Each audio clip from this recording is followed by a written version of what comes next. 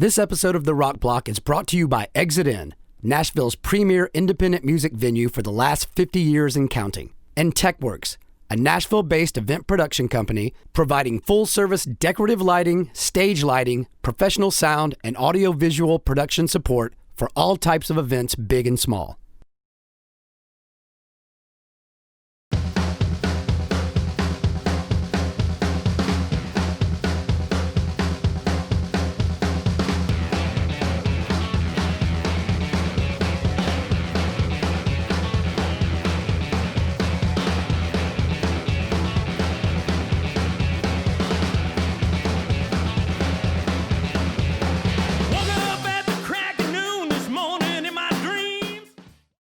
There are those who say rock and roll is there to make you feel good.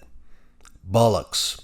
It's there to help you wrench a toilet bowl out of the floor and aim it at a dense, livid throng of miscreants, gutter punks, and unwashed rock and roll imbeciles. That's when music is best. When it thins the herd and separates the men from the boys and the girls from their values.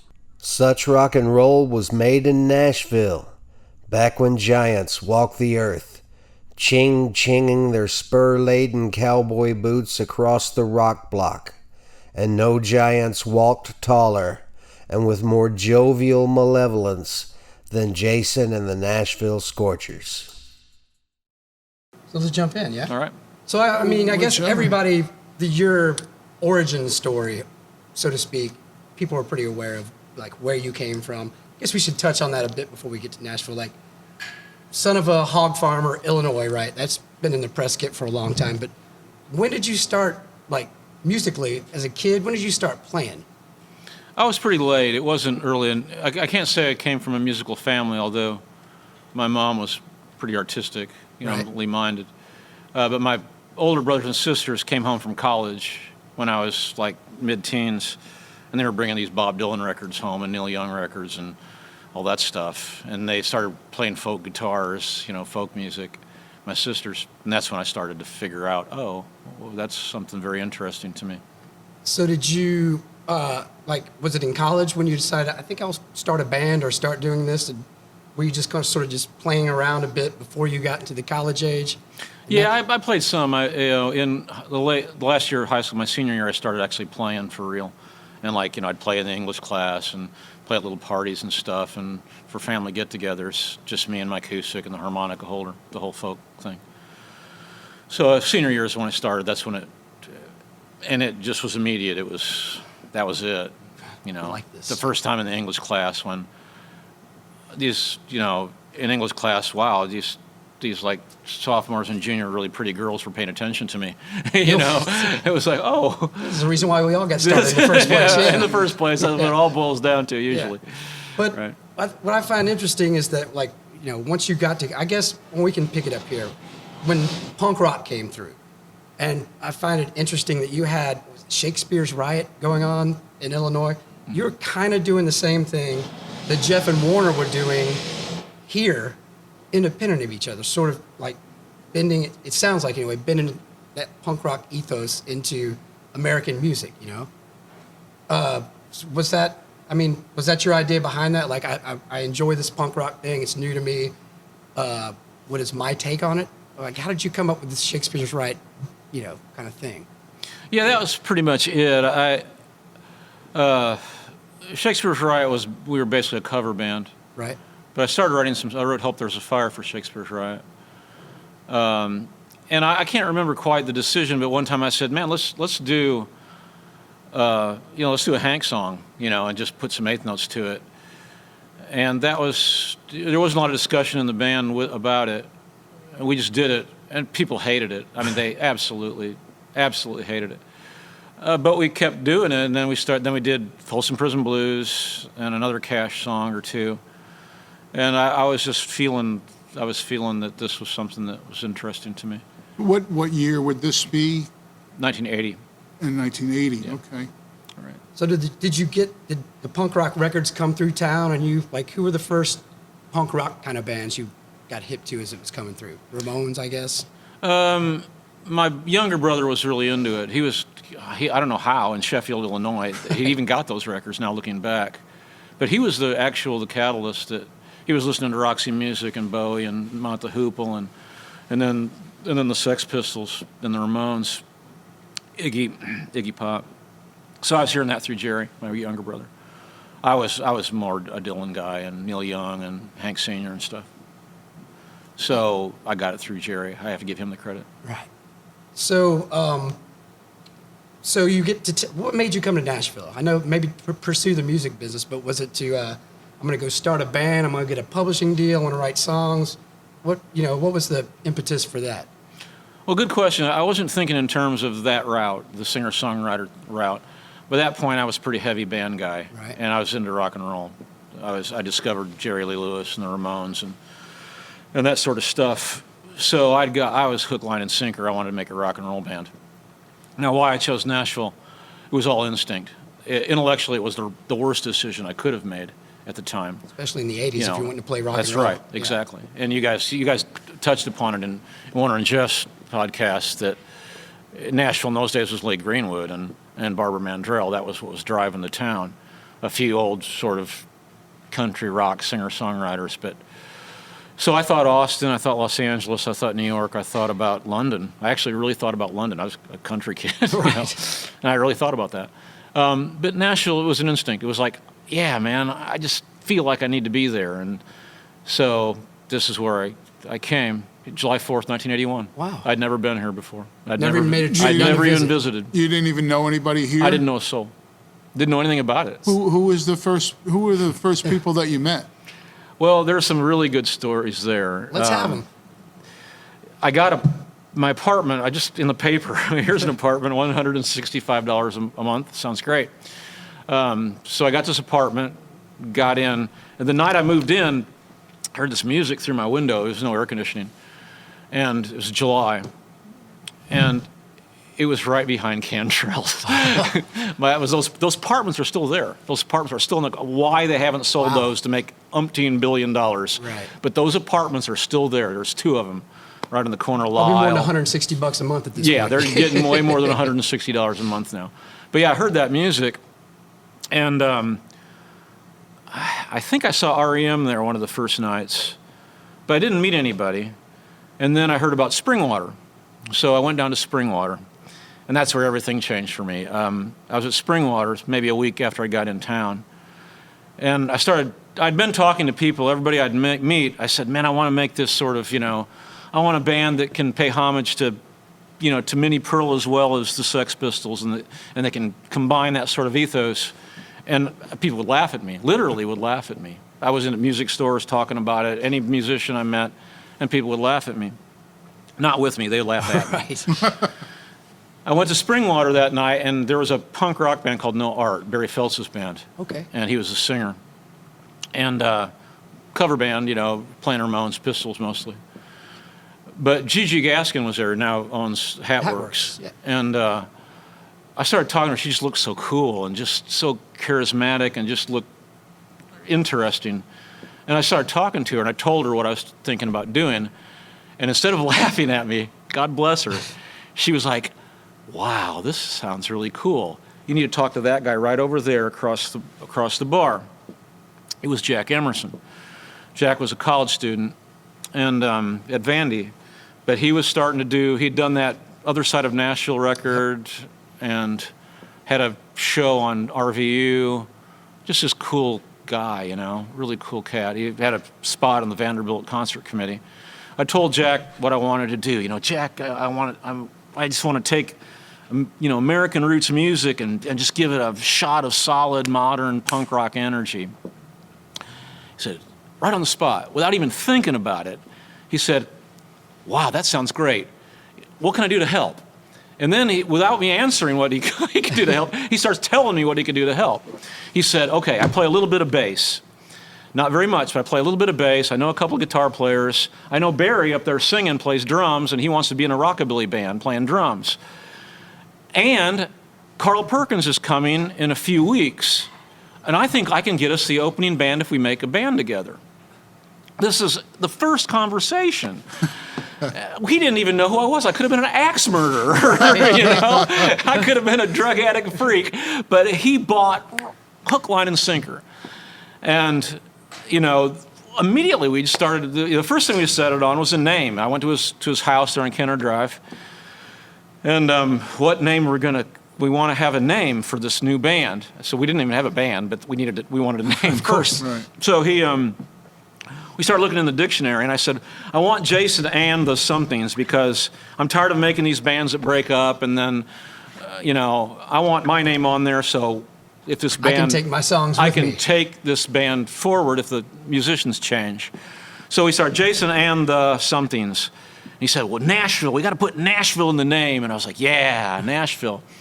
Because we're from Nashville, and this is such a crazy, weird town. And so then he thought about, okay, something really extreme. How about Jason and the Nashville Scooters? That's what he said first. I said, well, that's an idea. I like the S word. And so he started looking in S, and then he said, Jason and the Nashville, there was a shoe out in those days called the Scorchers or something like that. Skechers. No, Skechers. it wasn't the Skechers, though. It was something like that, but it was this shoe brand. It was started with an S, so he started like, well, S sounds good. So he looked in the dictionary, and then I think we both at the same time saw Scorchers. That's it. Ding, ding, ding, ding. So that was it. So then we started Jason and the Nashville Scorchers. He brought in Barry, he called it Barry, and said, Barry, I got this guy that's kind of do this. He didn't explain. He said, I think this sort of he's kind of rockabilly. And I think you would really enjoy it because you've been wanting to play in a drums in a rockabilly band. Barry said, sure, yeah, I'm in. So Barry joined on drums, and he got a rockabilly haircut, he got the bandana, he had all the look down. Right in, yeah. He could barely play drums, but he was, he had the charisma. And then Jack had a friend of his who played guitar. His name was Will Tomlinson. And Will never went on for music, but he was actually a pretty good player. And he's a lawyer now, a successful lawyer, retired. He's a retired Smart lawyer guy. in California. Take the right path, maybe. Yeah, better path. So we got it. I can't remember where we rehearsed. I think in Barry's basement. Just a rehearsal or two, and I had a few covers. I had Help There's a Fire. I had Shot Down Again. And then just other covers, We did a Ring of Fire, Gone, Gone, Gone, the old Carl Perkins song, Tear It Up. So it's sort of psychobilly stuff, a little bit of cowpunk, which became that. And we opened for Carl Perkins. And you had about 2 weeks to get it together. We had 2 weeks together. We opened for Carl Perkins at Langford Auditorium in Vanderbilt. And it was there that, we were horrid. We were god-awful, I'm certain. There's no tapes that exist of it. That's a shame. But I'm certain we were horrible. But, at that show was Jeff. And I didn't know it. I didn't know who Jeff Johnson was. Warner was there too, I think. The next gig we got then was opening for an REM when they came back through again a few weeks later. And Jack, again, he was helping REM out, putting them up in his house and stuff. And so he got the gig. Where was that was Cantrell's. At Cantrell's. Yeah, that was Cantrell's. So at that gig, then I got more plugged in. I think I actually met Jeff that night. He was there, I believe. And we were a little better that night, I think. And then a week later, we opened for a band called The Wrong Band. It was a new wave cover band. They were doing like Cars and Right. The Knack and things like that. That didn't work. I remember that didn't work. But so I did those 3 shows, and then I started talking to Jeff. And Jeff got it. He got it. He was a smart cat, is a smart cat. And he's always on the edge. He's always on the cutting edge of everything new and fresh. And he kind of figured out, wow, there's something here. It's way off. It's way wrong now. But there's something here that I'd like to get in on. So Jeff took me under his wing. Jeff adopted me. Wow. And first thing he did was he knew he had to get better musicians. So he started talking about Warner to me. And I said, Warner, man, I don't know that he will do it, but I know he could do it. If we could get Warner, he'd be great. And he said, I'm a guitar player, but I think I could play bass for you. Because he knew Jack, Jack wasn't a permanent bassist by any means. So Jeff was, he was my guardian angel, man. He was, everybody talks about Warner and Jason as the chemistry of the Scorchers, but Jeff was absolutely essential. No Jeff Johnson, no Jason in the Nashville Scorchers, period. He took me under his wing. He would take me down to Lower Broad. You know, I was sort of toying with country fashion at the time, but Jeff Johnson, I'll say right here, right now, in the Exit Inn, Jeff Johnson was the first person I ever saw wear a fringed shirt in a rock and roll context. He was the first person I ever saw that wore cowboy boots in a rock and roll context, you know, with his pants tucked into the boot. He was the first person rock and roller that I knew that thought Lower Broad was cool, that it was a place to hang out. Everybody else thought it was the absolute squarest. You would never be caught dead at Lower Broad. So Jeff knew who Farron Young was, you know. He knew how great Hank Williams was. And he was, you know, we were absolutely connected. We were just in sync. People talk about different me and Jeff are, but in those days we were absolutely in sync about what to do with this band that had done these shows and had made a little bit of tiny little buzz, and now what to do with that. He knew it. So him and me and Jack, we started this process of making Jason and the Nashville Scorchers real. Jeff kept saying, we got to get Warner. He thought Barry Feltz could work on drums. He did. And I think we played with Jeff on bass and me kind of playing guitar and Barry on drums in Barry's basement once or twice. But we knew we needed a guitar player. So we tried Preston Rumbaugh first, who went on to play with the Shaken Pyramids in London. And B.R. Fife-Ferrani played for with a while, I think. But it didn't quite work. He was almost too rockabilly. He was almost too roots. He was too careful with it, I think. He was too sort of vintage. Well, nobody's accused Warner of being careful. No. Right, exactly. So then I was down at Cantrell's one night, and I met Warner Hodges. I'll never forget it for as long as I live. You know, the first thing he said to me was, I can't remember if I came up to him or he came up to me, but the first thing he said was, Jason, everybody in Nashville thinks I'm an asshole, but I'm really a pretty cool guy. I said, man, dude, we need to get together. So Warner then, we started talking. Barry heard that me and Warner were talking and hated the idea. Barry Feltz hated Warner Hodges. He was one of those people in Nashville that hated Warner Hodges. And he was like, man, you know, you get Warner in this band and I'm out. You know, I can't play with Warner, especially Warner and Jeff together. Right. Maybe one of them alone, I could do this, but Warner and Jeff together, I will not do it. This is coming from a guy with his own alcohol and drug addictions. Barry had a whole pile of them. He's saying, these guys, watch out for them. Watch out for them. Stay away from those. So at Stay that away age, from of those course, guys. you go, well, maybe Together. those are the guys I need to play with because that sounds exciting and dangerous. That's it. And the story that Jeff told is true, that I talked Barry into one show, November at KO Jams. And, you know, funny, I don't even remember us rehearsing, but we had a band, we were doing songs, and doing those Scorcher songs, but I don't remember how we worked them up. But we played at KO Jams, and it rocked. It was good. Yeah, it was freaking smoking. And, you know, me and Jeff came off the stage and said, man, that's the best stuff I've ever played. You know, Warner said the same thing, well, he didn't say stuff. Right. You know, and Barry said, that's the worst shit I've ever played on, you know, and quit on the spot. You know, I don't even think he helped load the gear out. You know, he quit on the spot. Barry Feltz quit on the spot. That good. After the first gig. And so me, Warner, and Jeff, we realized it was good. That's when we knew it was something special. So then, of course, we needed the drummer, you know, to replace Barry. And Warner said the exact same thing that Jeff said. He said, I know a guy who can do this if he will do it. I don't think he will. But I think I know a guy that can do this, what we want. And so he said, this guy named Perry Baggs. I went to high school with him. I've known him all my life. I played drums with him, or he's played drums with me and guitar with me, and et cetera, et cetera. And I think that what they said was true, that Perry was actually in the Electric Boys, I believe, for a while,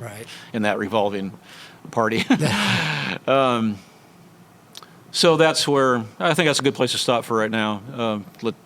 Yeah, it's interesting to me though that you guys were coming. I mean, the whole way the band came together. I keep saying luck as if there was no work put behind it, but just again, you touching on Scorchers-esque stuff in Illinois before you even get here was kind of that. They were doing the same thing, but taking the piss out of it here. Yep. making fun, but that's what they, young punk rock dudes. Right. But, and to your point, but Jeff, and I guess Warner's dad mentioned it to him, like, if y'all, get serious about this shit, you might have something.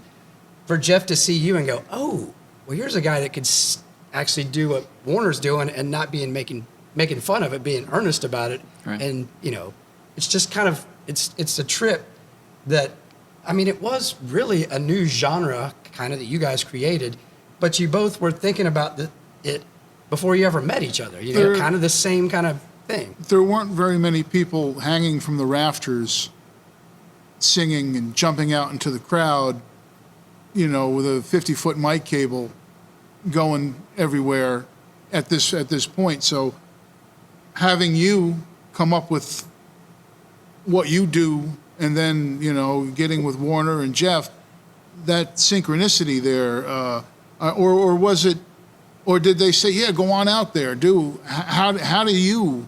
Yeah, how did you get from Bob roots Dylan, Pete Seeger, Woody Guthrie to a mic cable to in the crowd? Iggy Pop, Because that's unlike your personality in Right. person. There's definitely a stage Yeah.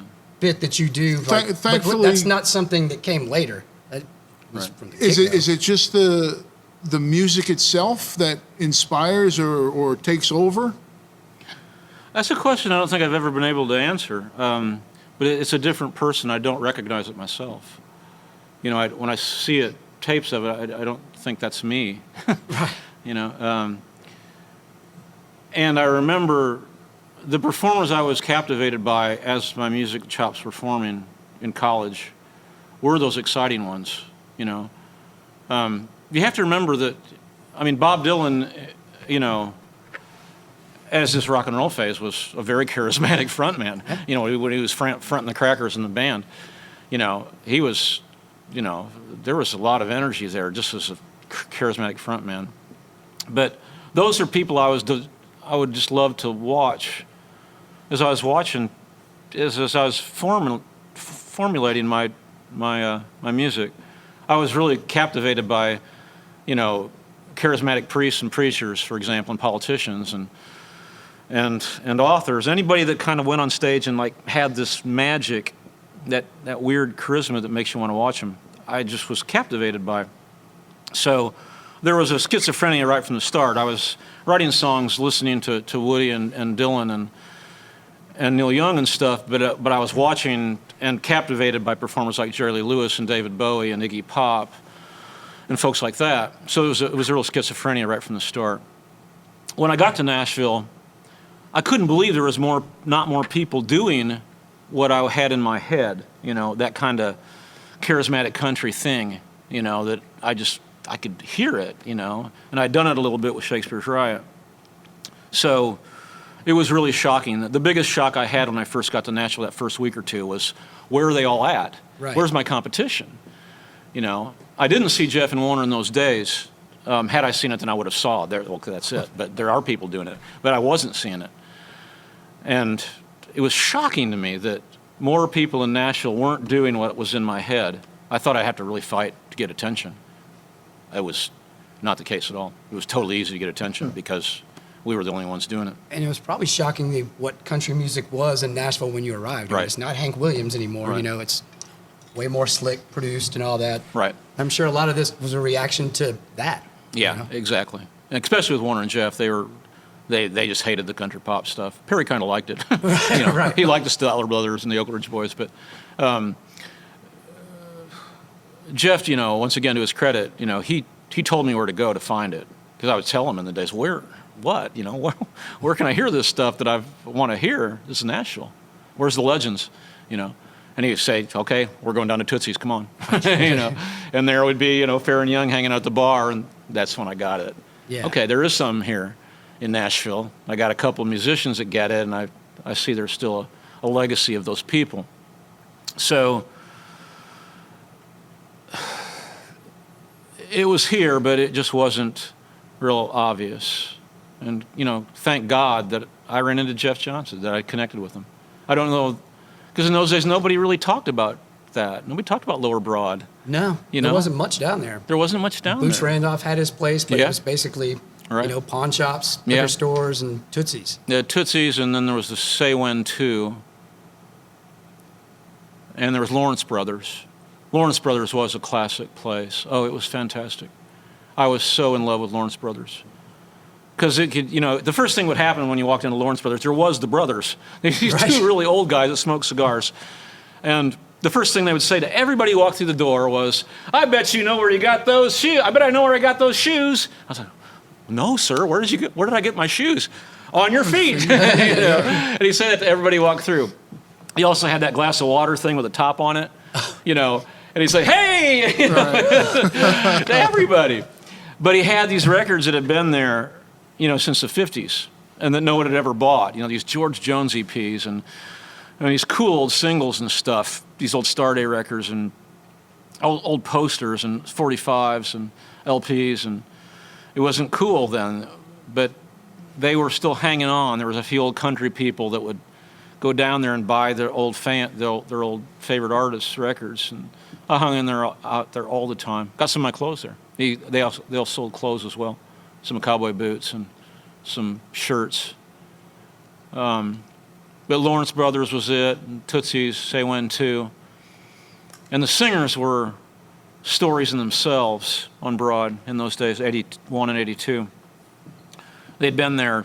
They got a break years ago, and they might have got a little record contract, and they had the old rhinestone suit from 30 years ago.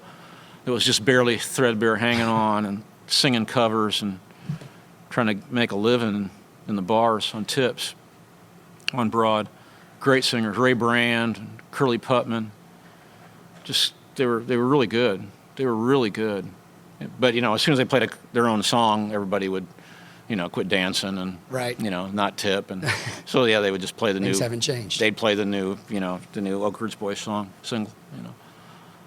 But, yeah, me and Jeff would hang out down there. And just, it was cool. When you guys weren't playing or hanging out down there, did you ever bother going out to, who did you go out to see, or did you even mingle with the whole Gold Rush crew and stuff? Obviously, Jeff and Warner, big in that. I don't know how you were with that.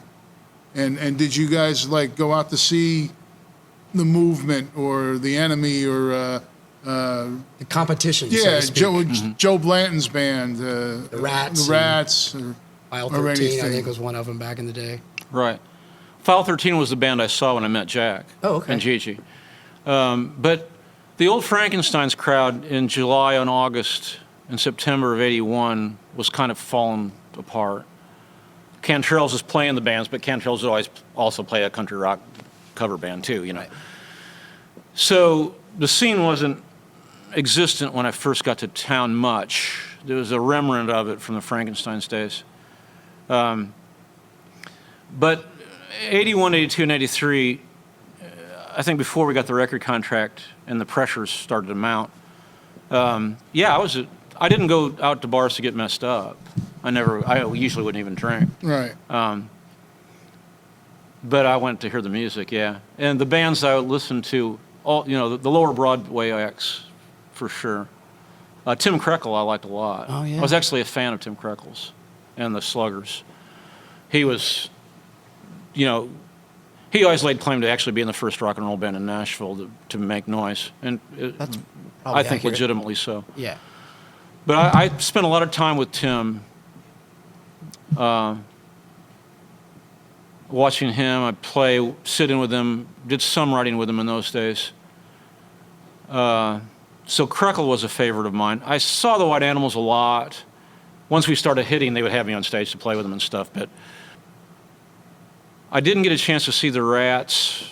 I think they had broken up by the time I was here. And of course, REM was playing every 2 months in those days here at Cantrell's. I always would see them and play with them. But yeah, I could tell there was musicians here. and I could see that there was talent. It just no one had really put it together yet, you know. So I saw an enormous opportunity. Oh man, those first 6 months when I was here, it was like, oh, it's Christmas, you know. It's just a gaping hole. It was ready a to just dive gaping through. hole ready to drive through, and I felt like I was 6 years old and it was Christmas every day. It was like, oh wow, this town is so ready, man. This is so ready, and we worked so hard. Me and Emerson, and Jeff, and then one or two, you know, but we worked hard and we worked fast. And Well, yeah, you made the first EP a couple weeks after the first show, right? after the first show, actually, we may have. The timing of it's weird because I think we actually recorded. No, Warner's right. We recorded Reckless Country Soul a week after the first show. You're right, Jonathan. You're right. Yeah, and so the timeline's simple. You know, the first Nashville Scorchers gigs without Jeff and Warner and Perry, we did those in August. You know, we did Perry's show like late November, early December of '81 with Perry. No, with Barry. Then we did the Perry show New Year's Eve. And then by the end of January, we had a record out, and we're filling rooms in Nashville, Tennessee. You know, so that's not 6 months. That's and We were filling rooms. touring with Ramones before. Yeah, before a year was out. Yeah, That is the truth. You talked about Jack and RVU. How important do you think that was with the radio station and getting a product and having it being played? And did that certainly help the cause? RVU was absolutely fundamentally important. They were the only radio station that would play anybody Yeah. of us, like us, you know. And Jack had his own show, and there's a lot of DJs that had their own shows. All of us listened, yeah. All of us listened to RVU. I mean, it was, if you could, you know, I could. if you're you know, close enough into Close town. enough. Yeah, I was close enough. I was, you know, on Lyle, so Lyle and 18th. Yep. So I could listen to RVU all the time, you know, and it was free, you know. In those days, you had to buy albums to listen to music. And they had a great local show for all us guys that lived in town. You make your first cassette if you could get it to them. What was that called? The local show. Local I think. show. I think it was just called the local Yeah, show. yeah, it was. That's where I think I heard you guys. You heard one of my bands because I remember. I don't know how you got the number, but we were living in the band house, which everybody lived in at some point. You know, the four of us living in a house. And after we were just excited. We'd made our first cassette, got it played, and then one day out of the blue, you called. I'm like, "Hey, this is Jason Ringenberg." I'm like, "What?" Like, "Hey, I just heard your song. I want to tell you guys I thought it was great. And I liked it." And I was like, "Thanks, man." Hung up. I was like, Jason called and said he liked ours." I mean, it meant a lot to us, but it was cool that you know, just stepped out and made a call. What year was that? 86, 87 maybe, something like that. Which band? It was a band called Swing. Maybe, no, yeah, probably 86. I can't remember. Do you remember the name of the song? Carousel, maybe? I don't know. Carousel. Yeah. Like a G, C, and D strumming thing. Lucy's Lullaby or something was part of a chorus thing. Yeah, bit. I think that was it. Yeah. I remember the song. I don't think I ever saw you guys. No, probably not. That's what was weird. We weren't friends. We didn't, I mean, I'm sure you called the DJ and was like, "Can I get their number or something?" Because there would have been no way of tracking us down. I think that was it. But so you came here in '86. Well, no, I've lived here since 77. I came here in '86. He's been here since. You've been here since '77. Yeah. So do you remember Frankenstein's as well? I Were you do. part I of was the too crowd? young to go there, but I was probably... He's a little younger than. I was probably 12 when it was at its peak. So Cantrell's was the first one I was sneaking into. I was a little too young to even sneak into Frankenstein's. So I would hear the stories, and then once I got to junior high or high school... Wow, you're in Nashville. Yeah, I've been around, watched it. Oh, it's changed a little bit. Fantastic. Yeah. What year did you get here, Frank? I got here in '86, the end of October of '86. But the first time I saw you was at the Ritz in New York City, right after Fervor had come out, but before Lost and Found. So was that opening for X or was that? No, after? you guys were. Did our own show. You were. You sure it was the headliners. Ritz? Oh, absolutely. Was the We were out. We met Warner outside, and everything, and we had the Fervor cassette, which was the same on both sides. Right. So Yeah. listened to it all the way to Kingston, New York is Right. 90 miles from New York City. up and back, the whole time. Had that tape in, and that was the first time I saw you. So I was right between you and right underneath Warner, getting, all the hair and sweat and everything else. Are your ears still ringing? Oh, absolutely. I mean, it was enough to get me here to come to Nashville. People ask me, why? I point, it's their fault, I hope it worked out. Oh, He still blames you. I still blame it, Right. But getting back to so the first EP's made, and we talked to Warner and Jeff some about the tour with the Ramones, but basically just the first night when everybody got arrested. Yeah. But how was it couldn't have been immediately well received by everybody. Like when you first stepped on stage in front of a punk rock crowd, did you have to fight for any of it, or were people immediately just taken by it, or did it take a bit for them to go, okay, hold on, I see what's going on here? Like you step out with a cowboy hat on, or they're like, Right. Well, that kind of audience, the worst reaction we ever had in the 1980s, the worst show we ever did, where we got the worst audience reaction, was here at Vanderbilt Auditorium, opening for the Talking Heads. And it wasn't in the early days, but we didn't have a record out yet. And somehow we got a gig open for the Talking Heads. And we got booed. We got booed bad. Not just like a few of them either. Like the whole crowd booed us off the stage. We didn't leave the stage, but of course not. we got booed, roundly booed after every song. And so that audience wasn't naturally taking to us. But also then we would go to New York. We played Danceteria, which was as you remember, I know. it was a new wave dance bar. Right. We had nothing to do with what those people were listening to, and it worked. It worked. Our Danceteria shows funded our whole Northeast tours, for the first 3 years of the band. So it worked there. It didn't work here, when we opened for the Heads. When we opened for the Ramones, it was mixed. It was. We gained fans there, but we were nowhere near ready for that situation. Our stuff didn't even work. right. Our amps didn't work, our van didn't work. We hadn't ever played on big stages ever. There we are, we're opening for the Ramones. Jeez, 82, their audience was so fervent. They were heavy, into the Ramones. So we took the stage, and there were some nights, interestingly enough, the worst show was Austin. And we got bombarded with garbage in Austin. It was violent.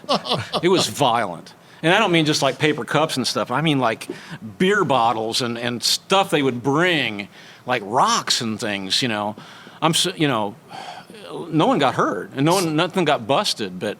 So how does one deal with that? Do you just antagonize them and go, yeah, you throw like a sissy or something? Or do you? I think in that show, sometimes we did antagonize them, people.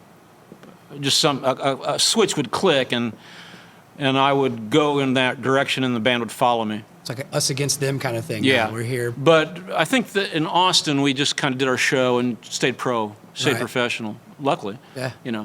Because, I guess interestingly enough, Warner and Jeff had so much experience. And I did do a fair bit of experience at the time, but Warner and Jeff really, Warner was showbiz, man. Right. He didn't make mistakes. And I never saw Warner drunk on stage. I saw him drink on stage and get there. But I never saw him walk on drunk, ever. So they were pros. So the Austin show, we did okay. San Antonio was a little rough. Houston was good, or Beaumont was good. That was the first one. And they liked us. And I remember Dallas being pretty solid. So some of their audience went with us. But I don't know that we deserved it. I don't know that we were ready to really gain an audience opening for the Ramones in those days. We weren't really ready for it. But we did gain some fans. To this day, I'll meet people who said, man, I saw you in Dallas in 1982, and I've been a fan ever since, opening for the Ramones. So, it was a learning experience.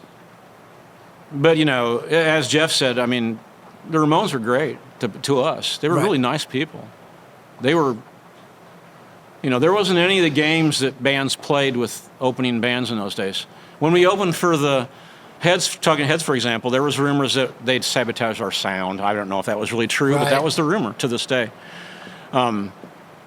And that would happen. You know, the headline bands would make sure, Frank, this to be true, that, they would only give you half the sound, a quarter of the lights, just kind of mess with you. There'd be shows. I remember doing shows where they had the house lights on when we played, Thanks for when that. we were starting out. So, but the Ramones didn't do that. We had full lights, full sound. I think their sound man even mixed us, I believe. I think he mixed us. Their tour people, they gave us bass strings and, they let us eat their backstage food. And in those days, that was our food. That was our dinner, Saved you your $4 That you was had it, for man. per diem for that was day. it. Right. We were making $50 a night. One night, I don't think we even got paid. I think they stiffed us, I think. So we learned more on that tour than I think we ever did on a single tour. As a career move, I don't know that it did that much for us, but as a learning experience, it was magic. And of course, we got to see the Ramones. There you go. On Nightly. Had you seen them prior to that? Interestingly, I talked earlier in the college days. As I was getting into rock and roll, Carbondale had a pretty good music scene, and they got good bands, big bands and little bands in all the different venues. Southern Illinois was a real hotbed of music, and that's one of the reasons I went to college there, actually. But yeah, the first real concert I saw as an arena show was Bob Dylan on the Street Legal tour. A few months later, I saw the Ramones on that tour, and they were in a ballroom, probably a 500 sort of capacity ballroom on campus, and there I was, I think I had a straw hat on, bolo tie, I didn't have a clue. I'd heard what my little brother had been playing and stuff, but I really didn't understand what punk rock was. And I understood it after that night. I got it. I was right up front. Oh, that's awesome. I was right up front. I was right in front of Joey and Dee Dee, right between them. That's a good spot to be. That's a good spot to the be. Johnny side is too angry. It's just too loud. He just comes off so. Yeah. He's not happy. It doesn't seem like he's happy to be here. Right. Right. The Dee Dee side Yeah. is a lot more fun, I think. Wow. You get that. Right? Oh, well, they were my first Wow. concert in '81, so Yeah. that was a good spot to be. If you see him at a place like the Exit Inn or the Chance in Poughkeepsie, you get to one side or the other down front. That's where I stood anyway. Yeah. That's where a lot of your band got its recognition even before the EP got out. I was The just live thinking. performances, It's like, I know a lot of people are like, we should probably have a segment of Doug Lancio's stories every Yeah, week. just tell but him, the this other is night, great. I was, Doug, I was talking to him about his first Scorcher show. He's like, man, I was like 14 or 15, just moved to town. So I was going to Cantrell's with my fake ID. It's like, so I got my money out, I've got my ID out.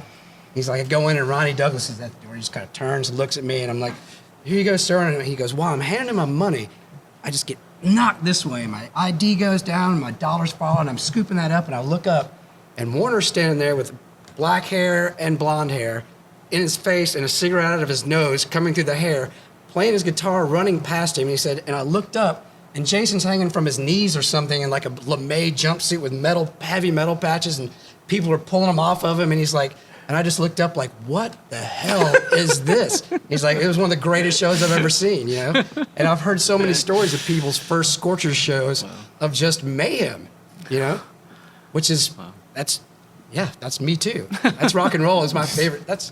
But you guys, stock and trade was word of mouth. Whether you like the music or not, you got to go see these guys play. Trust me, you're going to love it. So, What's interesting is we're talking, and I was telling him, it just occurred to me that, wow, I bet I saw the Ramones and Jeff and Warner saw the Ramones in the same week in different cities. And it was a foundation, changed our life kind of shows. Because that would have been the same tour. They probably played Carbondale and then came to Nashville. And it was the same time. I'll bet we saw the same tour. And it had changed our lives, of course. Seeing the Ramones for the first time was a life-changing experience. I bet we saw the same one. Because Warner talks about seeing the Ramones at Exit Inn. Yep, Jeff too. In that year. Wow.